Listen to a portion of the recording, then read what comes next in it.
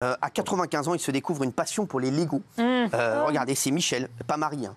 On peut pas être partout non plus. Il s'est découvert une passion pour les Lego. Il passe ses journées à assembler minutieusement les pièces et créer des constructions hors du commun. Regarde. 15 ans, j'ai fait des Lego environ 7 à 8 heures par jour.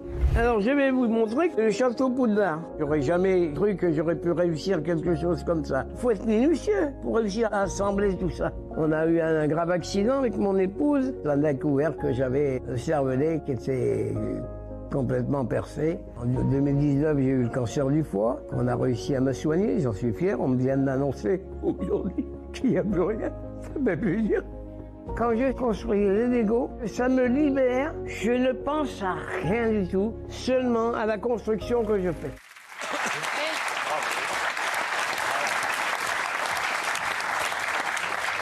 Vous savez quel est le Lego qui a été le plus vendu à Noël? Qu'est-ce qu'il y a? Le Lego qui a été le plus vendu à Noël, c'est le Lego sur Notre-Dame. Et ça me fait vachement plaisir. Ouais. Bravo, bah, belle info. Non, mais c'est vrai, pas complètement nul. Voilà. Est-ce que vous avez une passion, vous, comme ça, les puzzles, les Lego, tout ça? Non, à part les... Non, rien? Non, moi, le dessin. collection. Les chiffres, peut-être, Gilles d'immobilier? Non, l'IMO, peut-être, hein? Oui. Les timbres, jusqu'à les récemment. timbres. Je suis Ah ouais. passionné de timbres. Je fais des échanges. Bon, maintenant, ça paraît vieux, mais Moi, les unes de j'adorais journaux. ça. Quoi? Les unes de journaux. Je collectionne les unes de Libé, particulièrement depuis la création de Libé. Et merde. puis des numéros du Il y a débarquement, une de de la Libé mort de De Gaulle. Ah ouais. Voilà. Et une de Libé. C'est une vanne ou c'est vrai? Parce qu'il y a C'est des une unes de vanne. Libé. Non, parce que les unes, quand il y a quelqu'un qui est mort, ils sont très connus, Libé, pour ça. C'est leur seul moment de gloire. J'ouvre même pas l'intérieur. Mais la une est souvent très jolie. Elles sont souvent collectionnables. Donc voilà, je fais collection de ça. Et puis les unes du débarquement, de la mort de Gaulle, de l'affaire Si Dreyfus. personne n'est mort, tu les t'achètes pas. Oui, il est très branché histoire en réalité. Je n'achète même pas. T'achètes que quand il y a un après mort. coup. Après coup. C'est quand il y a un mort. Ouais. Je vais les montrer. Sacrée passion. Alors, est-ce que vous connaissez Elina Dumont? Je ne savais pas du tout qui c'était. Non. C'est une chroniqueuse des grandes gueules. Nos potes des grandes gueules. Et je ne sais pas pourquoi elle a tweeté sur nous, en fait. Quand on voit le niveau des émissions telles que TPMP, c'est très compréhensible que le niveau des jeunes baisse aussi, sachant que les parents adorent aussi cette émission par ignorance ou par manque de culture. Mais c'est qui celle-là, en fait? C'est une Voilà, chroniqueuse. quelqu'un qui n'a pas compris. C'est quelqu'un qui n'a pas compris à quoi on sert. Alors, quand elle fera nos audiences, elle pourra peut-être... Mais normalement, son avis. c'est une femme très gentille, Elle qui a est une très- vie très ouais, difficile. ouais, Elle a très été curieux. dans la rue, elle a été toxico, SDF. elle s'est même prostituée. Oui, mais bon, mais Donc elle alors- raconte son parcours de vie. Non, mais quand elle dit ça, c'est débile parce qu'en plus, ceux qui regarde pas. parfois Je sais pas écoutent qui son c'est, moi. émission de Ouais, radio les grandes nous gueules, regardent à la c'est télé, pareil, c'est les mêmes Puis à mon publics avis, il aussi. faut qu'elle regarde l'émission, elle apprendra peut-être beaucoup Bah plus oui. de choses que sur les réseaux sociaux. Merci, je sais pas qui c'est, mais bon, c'est à mon bête. avis, bon voilà, Encore une qui c'est regarde bête. que les reprises. qui regarde rien.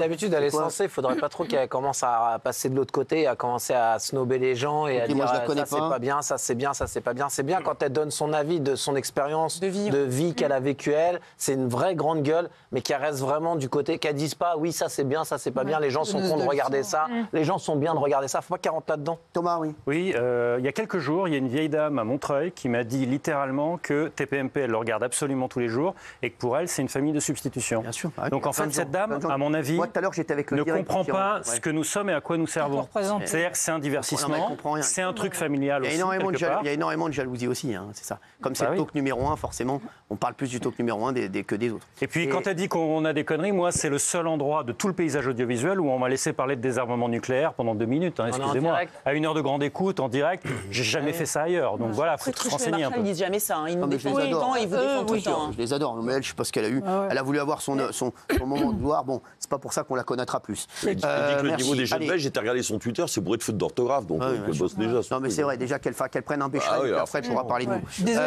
Merci. Commencez pas à me chauffer parce que je vais commencer. Vous me connaissez. Hein, voilà, donc c'est bon, on va passer à un autre sujet, sinon ça va être violent. Allez, je voulais aussi vous montrer cet extrait de l'émission, ça commence aujourd'hui. Charlène a livré un témoignage incroyable. Elle a rencontré un homme sur une application et la suite est dramatique. Regardez. J'étais célibataire depuis quelques mois et du coup, je me suis inscrite sur un site de rencontre. Donc, on a discuté bien pendant un mois et après, on l'ai convié chez moi, quoi. Il avait l'air sympathique et s'en est suivi une main baladeuse qui m'a posé sur les fesses et du coup, j'ai reculé. De là, il m'a mise sur le lit et avec ses mains au niveau de la gorge qui serraient, j'ai rien su dire. En fait, j'étais absente, quoi. J'ai été juste allongée, j'étais tétanisée comme ça et je ne sais pas combien de temps que ça a duré, mais une fois que c'était terminé, il s'est rhabillé. Et il m'a dit qu'il avait oublié son chargeur dans sa voiture. Du coup, il est parti. Et j'ai fermé la porte à clé. Il n'est jamais revenu. Incroyable. Alors par la suite, elle raconte comment 2 mois plus tard, elle apprend qu'elle est enceinte de lui. Un truc de fou. Et elle a décidé de garder le bébé. Regarde. Incroyable. 2 mois et demi après, j'ai appris que j'étais enceinte. D'accord. Parce que j'avais un retard de règles. Vous avez tout de suite fait le lien avec cette agression? Oui. Parce que à ce moment-là, je me disais toujours pas que c'était un viol, je me disais toujours pas que c'était une agression. Je me suis posé un tas de questions, si j'allais réussir à l'aimer. Il n'y a aucun frein à cet amour. Vous êtes en communion totale avec ce petit garçon, peu importe son origine. Autant peut-être au début, j'ai eu du mal peut-être de l'aimer. Voilà, c'était compliqué plus au début, mais là aujourd'hui, je regrette aucunement mon choix de l'avoir gardé et c'est l'amour de ma vie. Voilà, c'est émouvant. Une histoire de fou, hein. Très belle histoire. Hein. Franchement, voilà, la pauvre Charlène. En tout cas, c'est un témoignage très fort. Dire aux gens qui font des premiers rendez-vous, de faire un premier rendez-vous dans un endroit public, dans un café, un restaurant, et pas chez soi. Bien jamais sûr. sur qui on tombe. Bah oui. Louane s'est confiée sur le plateau de BFM TV concernant sa participation à l'Eurovision. Elle a d'abord confié qu'elle n'était pas sûre d'accepter cette proposition au départ. Regardez. Comme ça va devenir un des plus gros moments de ma carrière, en vrai, de ma vie, je pense même. Il y a forcément un temps de réflexion et un moment où on se pose beaucoup de questions. Et effectivement, j'ai mis du temps à te répondre, mais c'était du coup très réfléchi et... Mais ce qui est très joli, c'est qu'elle a dit, c'est pas seulement moi, c'est pour nous. Si je prends cette décision, donc voilà, c'est pour ça aussi que ça a pris du temps. C'est qu'il fallait que tu en parles aussi à la famille. Bien sûr. Et c'était un moment qui était assez fort. Mettez-moi l'autre. Tiens, voilà. Alors, Louane, donc là, et là, alors c'est une personne, c'est la France Télévisions. Elle a une mission dans toute l'année, elle est payée par France Télévisions pour trouver la candidate de l'Eurovision. C'est-à-dire toute la plus beau métier du monde. Hein. Toute l'année, elle tourne, on va avoir des chanteurs, et puis on va avoir des chanteurs inconnus, puis à la fin de l'année, elle fait non, bah finalement, on va prendre Louane. Je l'ai écouté à la radio, j'ai bien aimé, merci. Hein, voilà. Donc voilà, elle, voilà, son métier. Pas une découverte. Voilà, merci. Mais du coup, elle a fini de travailler. Elle, c'est un génie. Ça y est, non, maintenant, elle prépare l'Eurovision, elle a préparé la ligne, le broching. Vous allez la voir, c'est tout ce qu'elle fait toute l'année. Voilà, c'est magnifique, c'est France Télévisions, c'est comme ça qu'on les aime. Voilà, on l'adore, voilà, je vous explique, voilà, donc là, elle prépare, voilà. Switzerland Time Point, voilà, il n'y a rien toute l'année. Elle, c'est extraordinaire. Merci. Rachia, voilà, c'est tout ce qu'elle fait. Toute l'année, voilà, elle est contente. Bon, elle, c'est bon, c'est réglé. Louane, maintenant. Louane, donc c'est une bonne idée. Franchement, en tout cas, voilà, on lui donne une mission dans l'année. Là, elle a bien rempli.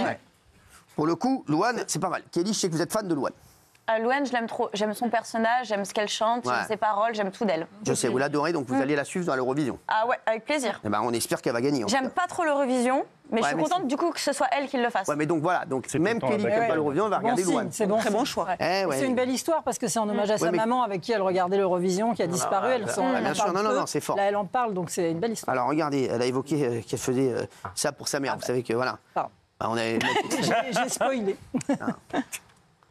C'était une institution pour nous, l'Eurovision à la maison, et c'était un rêve qu'elle avait, que j'avais aussi évidemment, mais qui est venu d'elle avant de venir de moi, et je suis hyper fière de pouvoir faire ça pour elle, de pouvoir faire ça pour nous, et de le faire pour moi. Hein.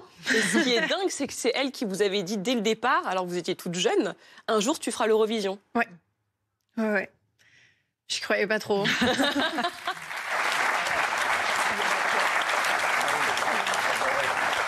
Voilà. Bon, en tout cas, moi, allez, on est tous derrière Louane, vous voyez, que ce soit Kelly, Gilles, Mamie, tout ça. Moi aussi. Voilà. Et en tout cas, on souhaite une longue route à Louane, et on souhaite vraiment que cette jeune fille qui s'occupe de l'Eurovision puisse faire ça pendant des années, parce que quand on a une planque pareille, il ne faut pas la lâcher. Bernard aimerait le faire. Quoi ? Bernard aimerait le faire, ce job. Ah bah c'est vrai que vous feriez hyper bien. Ouais, on connaît tous les artistes. Il n'y a rien foutre toute l'année, franchement, c'est pas mieux. Ça y est. Ah bah là, ils trouveront pas mieux, franchement. Non, diriger les divertissements et jeux. Ah ouais. Non mais c'est vrai, franchement, il n'y a rien à foutre. Vous savez ce que c'est, diriger les divertissements et jeux, vous arrivez sur le jeu, il y a quoi là on propose ça, selon les accords. Très bien, c'est quoi la question là ? C'est sympa le jeu. Venez voir le plateau, c'est sympa les lumières. C'est ça. Bon bah je vais rentrer chez moi, je dois aller chercher qui doit faire l'Eurovision, merci. C'est une belle arnaque ça. Allez. Merci, allez. Il refuse d'être exproprié. Sa maison se retrouve au milieu de l'autoroute. Regardez ça.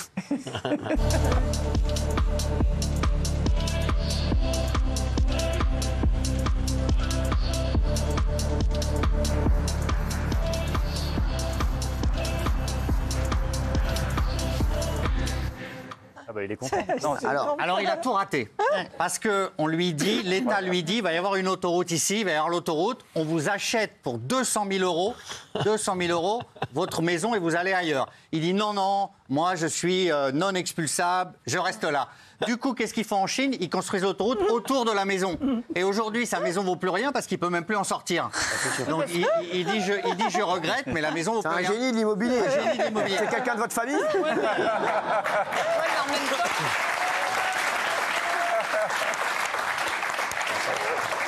C'est incroyable. Ça. On n'a pas le droit d'exproprier en Chine. Ouais. Ah ouais. Ils appellent ça des maisons clous, parce qu'il y a des rebelles parfois. Mais lui, sa maison clou, c'est nul. Et du coup, maintenant, il est désespéré.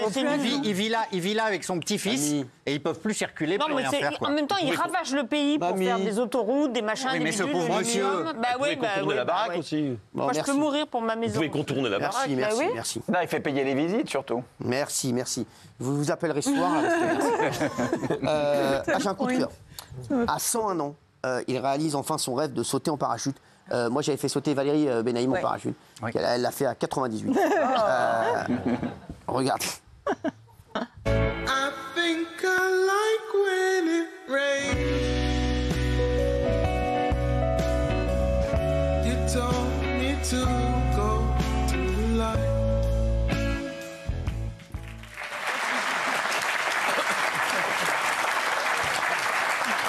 Pas derrière. C'est mignon le pot. Ouais. Hein, franchement. Moi, j'aurais peur qu'il décède, le monsieur. Ouais, c'est vrai. Bah, c'est une belle mort à 101 ans. Ouais, c'est vrai. Ouais, mais bon, mais c'est relou quand même. Il a peut-être envie quand même. Bah non. Ah ouais, tu sais, je vais te dire, quand tu kiffes quelqu'un, même quand il a 100 ans, c'est toujours. Bah ouais. Donc non, mais je suis un peu d'accord vraiment avec vous. C'est pas con ce que vous dites. Non, mais c'est pas con. Tiens, Raymond Abou. Alors j'adore. Alors là, son coup de gueule, là, il est vraiment pour lui. J'ai écouté ça à la radio ce matin. Je suis tombé sur Casta réveille la France. Enfin, Casta réveille une rue. Je l'embrasse d'ailleurs. Benjamin, je l'ai eu. C'est tous les matins sur Europe 2. Casta réveille la France. Et franchement. Enfin, Casta réveille le quartier. Avec sa femme.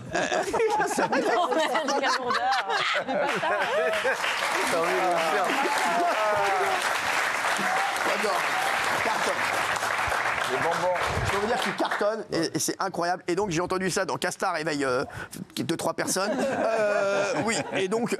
Et ben voilà, on a appris à Casta réveille la France qu'une voix sera. Une voix. Je suis un peu fort au début. Non. Je leur ai dit, moi, vous voulez pas mettre réveille une région? Non, au début, je leur ai dit, vous êtes sûr que non? Ils m'ont dit non, la France, ça va passer. Casta réveille un quartier. Ouais, merci. Non, on apprend bientôt qu'il y a une voie qui va être entièrement réservée au covoiturage sur le périphérique parisien, sur l'autoroute A13 et l'autoroute A1. C'est lunaire parce qu'on se souvient ce qui s'est passé pour les Jeux Olympiques. Pendant les Jeux Olympiques, il y avait les voies où il y avait personne et tu avais à côté sur 2-3 voies d'énormes bouchons. Alors quand on nous parle de pollution, de réduction de vitesse sur le périph' à cause de la pollution, je veux bien, mais je pense pas qu'une voie de covoiturage sur Paris, je pense pas que ce soit nécessaire et je pense pas que ce soit utile. Alors ils prennent exemple sur Lyon, ils prennent exemple aussi sur d'autres villes, sur Grenoble. Ah, c'est bien, mais je pense pas que ce soit écolo. Mais ça, c'est un vrai coup de gueule parce que quand tu vas te retrouver dans les embouteillages avec la voie de gauche, avec personne, alors tu vas voir un taxi passer, tu vas être content pour le mec du taxi. Tu vas voir un bus, tu vas dire bravo. Il y a un mec qui m'a sorti une très bonne vanne. Casta se réveille déjà, c'est déjà pas mal.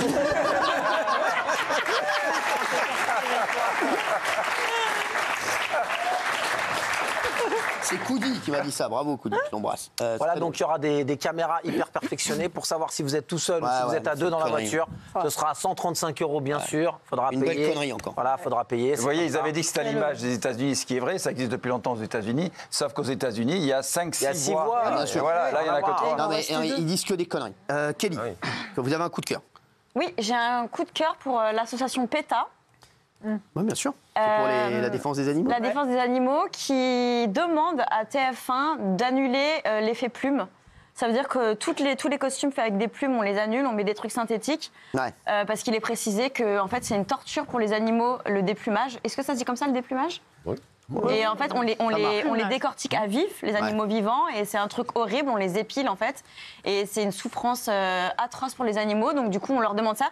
TF1 n'a pas encore répondu, mais ça se fait en Angleterre où la version anglaise s'est déjà engagée auprès des associations c'est ça, la BBC, pour retirer la BBC. Exactement. La BBC, on dit que c'était bon. Bon, bah, très bien, bon, c'est votre coup de cœur.